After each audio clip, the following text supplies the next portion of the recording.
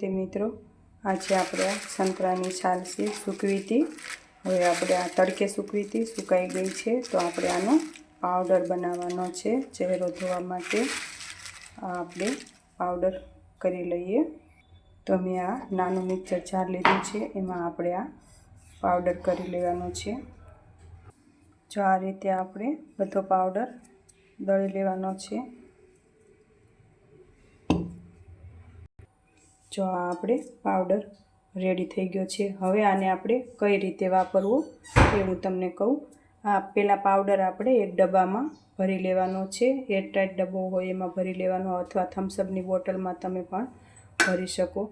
અને રોજ સવારે ચહેરો ધોવા માટે, જો તમારે આટલો ચહેરો ધોવા માટે આટલું લેવાનું છે. હવે આમાં આપણે પાણી નાખીશું. જો આ આપણે ચહેરો ધોવા માટે થોડું અમથું વાટકીમાં પાવડર લીધો છે. હવે આમાં 2 ટીપાં પાણી નાખવાનું છે. તમને એમ લાગે કે પાવડર ભીનો થઈ ગયો છે ત્યાં સુધી આપણે પાણી લેવાનું છે. જો આ રીતનું.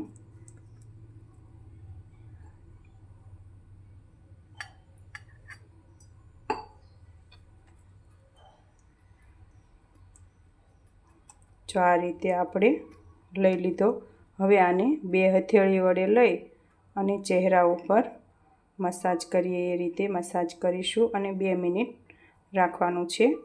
પછી આપણે ચહેરો ધોઈ નાખવાનો છે. પછી આપણે એમાં સાબુ દેવાની જરૂર નથી પડતી, અને સાબુ દેવાનો પણ નહીં.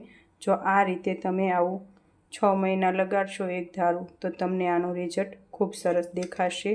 ત્યારે તમે જેમ કહેશો કે ના બરોબર છે એમ. તો તમે ચોક્કસથી આ રીતે આ સંતરાની છાલ જવા નહીં દેવાની, અને આ રીતે એને ઉપયોગમાં લેવાની છે આપણે. તો આ નેચરલ છે. ઓમ શાંતિ મિત્રો.